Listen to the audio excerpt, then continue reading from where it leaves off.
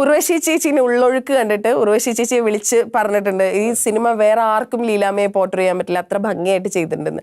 നിങ്ങൾ തമ്മിൽ സ്ക്രീനിൽ ഭയങ്കര സ്ക്രീൻ പ്രസൻസ് ഉള്ള രണ്ടാൾക്കാരായിരുന്നു. നിങ്ങൾ ആസ് എ കോമ്പിനേഷൻ ഭയങ്കര രസമായിരുന്നു കാണാൻ അന്ന് ചെയ്യുന്ന സമയത്ത്. അന്നും ഏറ്റവും സെലിബ്രേറ്റ് ചെയ്യപ്പെടുന്ന ഏറ്റവും one of the best actors in the ഇൻഡസ്ട്രിയാണ് ഉർവശി ചേച്ചി. കണ്ട് നമ്മുടെ ഓപ്പോസിറ്റ് നിൽക്കുന്ന ആളുകൾ ചെയ്യുന്ന ചില സാധനങ്ങൾ കണ്ടിട്ട് നമ്മൾ അത്ഭുതപ്പെട്ട് നിന്നു പോയില്ലേ? അങ്ങനെ ഉർവശി ചേച്ചി ചെയ്തിട്ട് ജഗദീഷ് ചേട്ടൻ ഇങ്ങനെ ഇത് എന്തായി കാണിക്കണേന്ന് നോക്കി നിന്നിട്ടുള്ള സിറ്റുവേഷൻസ് ഉണ്ടായിട്ടുണ്ട്? ഉണ്ട്. ഞാൻ അഭിനയിച്ചുകൊണ്ടിരുന്നപ്പോൾ ഈ സ്ത്രീധനത്തിൽ തന്നെ ഉർവശിയുടെ പെർഫോമൻസ് ഔട്ട്സ്റ്റാൻഡിങ് പെർഫോമൻസ് ആണ്. ഇപ്പോൾ ഈ ഉള്ളൊഴുക്കിൻ്റെ പറയേണ്ട കാര്യമില്ല. ഉള്ളൊഴുക്ക് ഉർവശി ആക്ട് ചെയ്യണമെന്ന് നമുക്കൊരു ഷോട്ടിൽ പോലും തോന്നില്ല. ആ ലീലാമ്മയെ മാത്രമേ നമുക്ക് കാണാൻ കഴിയൂ.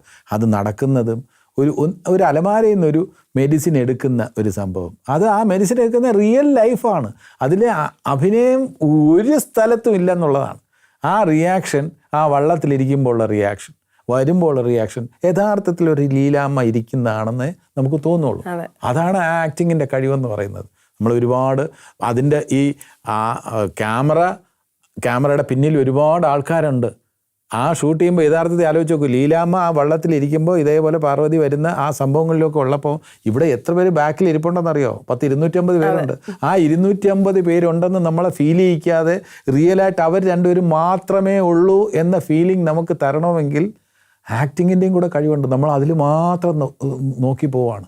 അപ്പോൾ അത് ഒരു സാധാരണ അത് ഉർവശി അടുത്ത കാലത്ത് ചെയ്തിട്ടുള്ള ഒരുപാട് വേഷങ്ങളിൽ ഗംഭീരമായിട്ടുള്ള ഉള്ളവർക്ക് പറയാതിരിക്കാൻ നിവൃത്തിയില്ല.